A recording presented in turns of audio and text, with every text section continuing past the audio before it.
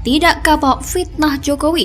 Kini Ustadz kontroversial Alfian Tanjung diduga sindir Gibran Raka Buming Raka. Orang sakit jiwa kayak gini harus diringkus biar tidak semena-mena.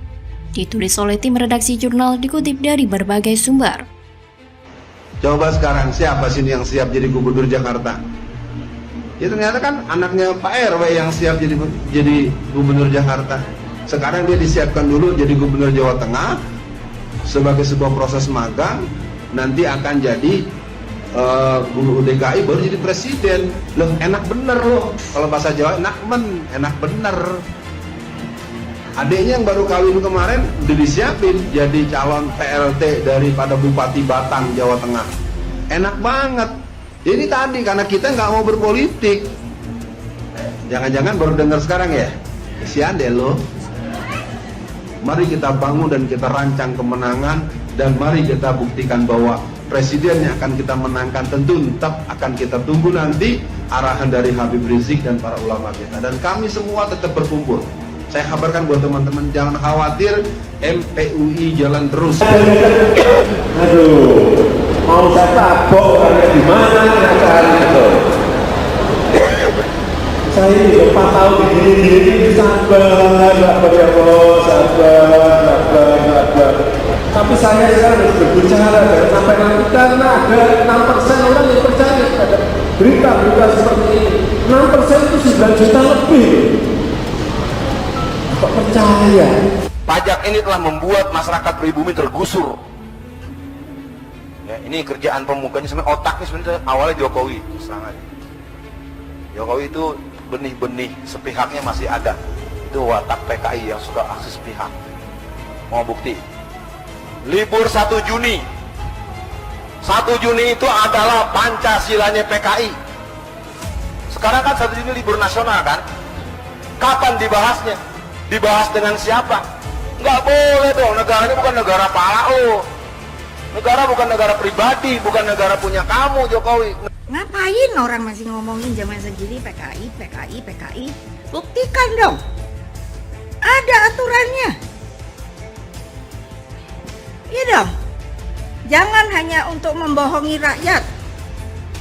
Lama-lama saya kesel. Tadi saya nanya, ini viral apa enggak? Viral. Oke, saya ngomong ini. Nanti kalian lihat. Kalau saya dibully, lawan. Loh, masa Presiden kelima Republik Indonesia dibilang PKI, terus Pak Jokowi pilihan rakyat langsung loh. Kecuali tidak langsung, kemungkinan inilah rakyat langsung loh.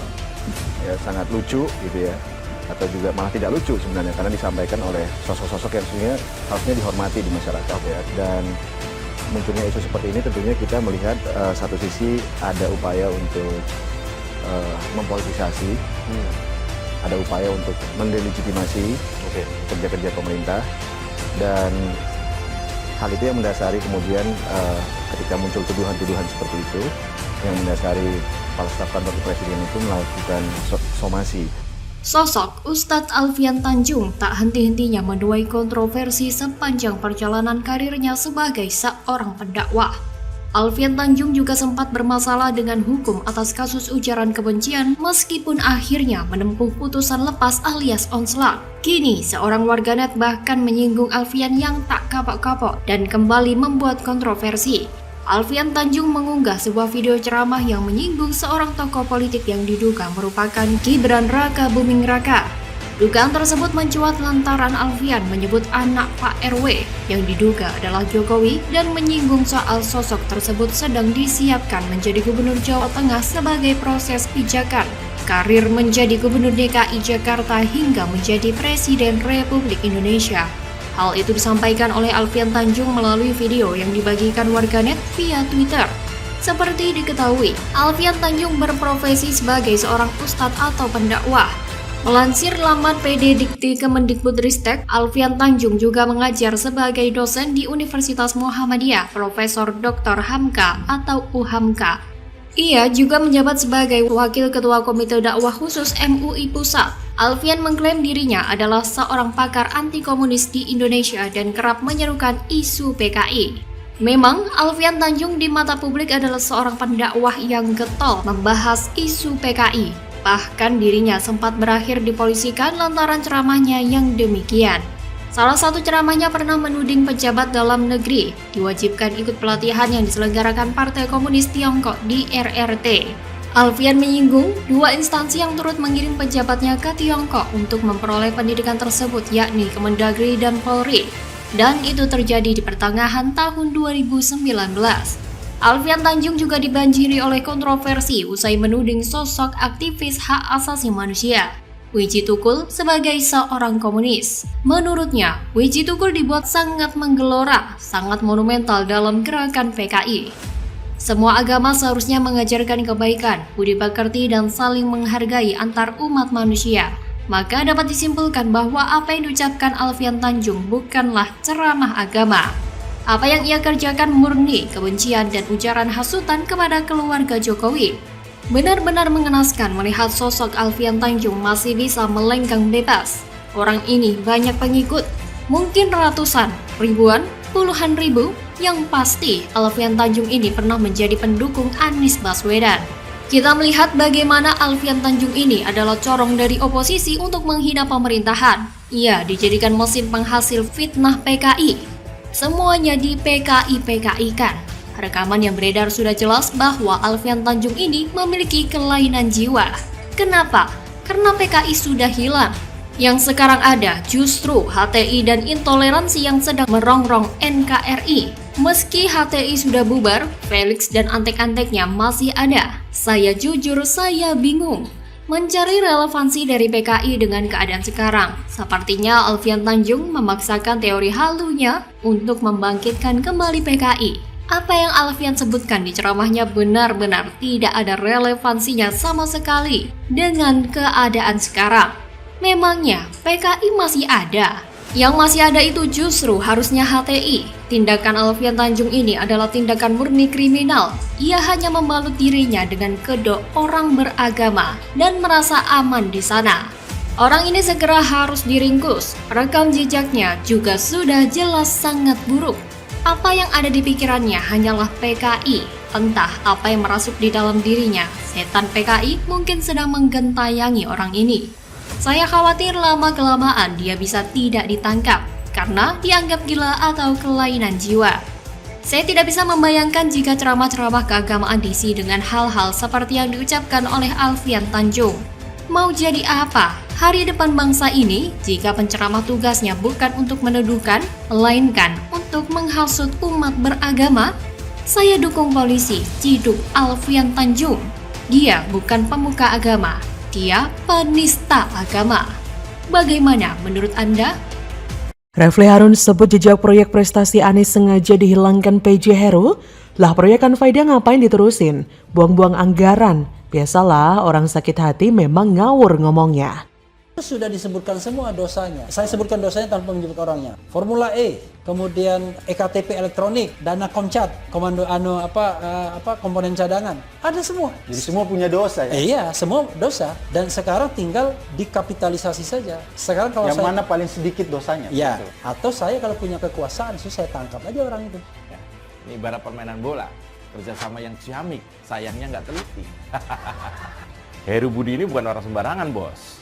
Ya, dan dia juga termasuk orang yang paling pas untuk memimpin Jakarta. Beliau pernah menjabat sebagai wali kota Jakarta Utara di era Gubernur Jokowi. Menjabat juga sebagai kepala Badan Pengelolaan Keuangan Aset Daerah di era Gubernur Ahok. Nah, imbas karir yang begitu cemerlang dan bersih, hingga akhirnya mengantarkan Pak Heru Budi ini sebagai Kepala Sekretariat Presiden sejak 20 Juli 2017 silam. Nah, minggu lalu, beliau dilantik sebagai pejabat Gubernur Jakarta menggantikan Anies Baswedan. Enak banget nyebutnya ya. Jejak Anies Baswedan di DKI Jakarta sengaja dihilangkan PJ Gubernur Heru Budi Hartono. Cara kerja yang diduga tidak fair yang dilakukan Heru ikut disoroti pakar hukum tata negara Refli Harun.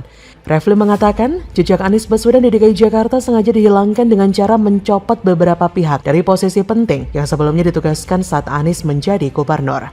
Bahkan Sudirman Said telah mengundurkan diri sebagai komisaris di PT Transjakarta demi membantu mengantarkan Anies menjadi presiden. Refli menyoroti pengunduran diri Sudirman Said yang menurutnya tanpa ia mengundurkan diri pun, PJ Gubernur Heru akan tetap mencopot dirinya. Yang terbaru mengenai polemik dilanjutkan atau tidaknya pengembangan jalur sepeda yang sangat ikonik terkait dengan Anies. Menurut Refli, ini malah merusak legasi yang sudah ditinggalkan Anies. Sebagaimana diketahui, Heru juga disebut sebagai orangnya Jokowi karena rekam jejak karir yang disebut dekat dengan Jokowi, termasuk mengenai pemilihan PJ Gubernur kemarin. Saya hanya bisa menduga bahwa tanggapan Refli soal kinerja Heru sebagai bukti ketidakbecusan Anies dalam bekerja. Refli kepanasan melihat kinerja Heru yang beneran kerja, tidak seperti Anies yang bacot mulu kerjaannya. Mau Heru copoti yang katanya anak buah Anies, ya karena sudah terlihat kinerja atau kualitasnya dalam memegang jabatan di Pemprov DKI, yaitu gak bisa kerja. Samalah dengan junjungannya. Tuh, lihat aja, Tatak Ujiati, tanya ngapain aja kerjanya? Cuma ngebuzzer kan? Main Twitter mulu tapi minta bayaran gede. Sudirman Said pun sama, orang dekat Anies ini juga sama, gak ada sama sekali pengalamannya di dunia transportasi. Tapi oleh Anies diangkat jadi dirut MRT. Selama dia memegang jabatan tersebut, lihat betapa amburadulnya MRT.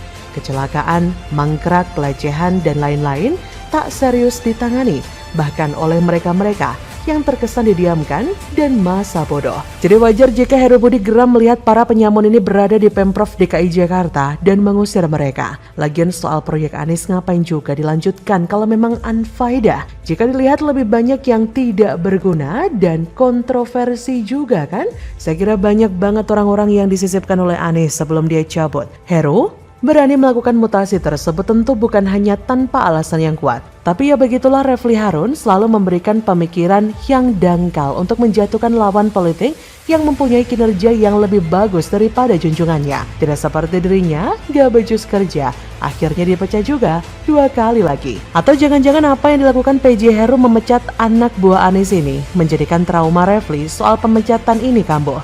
Tak gampang memang melupakan sakitnya dipecat sampai 2 kali malah. Butuh waktu lama untuk menghapus rasa sakit ini. Bahkan bisa jadi lukanya tidak akan pernah hilang selamanya. Bisa jadi makin stres dan kalah.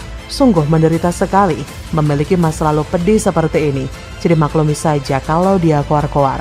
Orang-orang mantan pecatan yang gak bisa move on, efeknya memang luar biasa. Lihat saja Refli Harun. Makin lama makin ngawur dan ngomong gak jelas mirip orang yang sudah putus asa. Kasian sekali kan? Meskipun mereka ini nggak perlu dikasihani karena mereka sadar akan hal ini tapi sengaja bikin keributan. Jangan berharap mereka nalarnya sehat meskipun gelar akademis sekudang. Yang ada di otak mereka cuma bagaimana caranya melampiaskan dendam, menyebarkan narasi nggak mutu dan kontroversi agar situasi politik jadi makin panas. Aduh, bagaimana menurut Anda?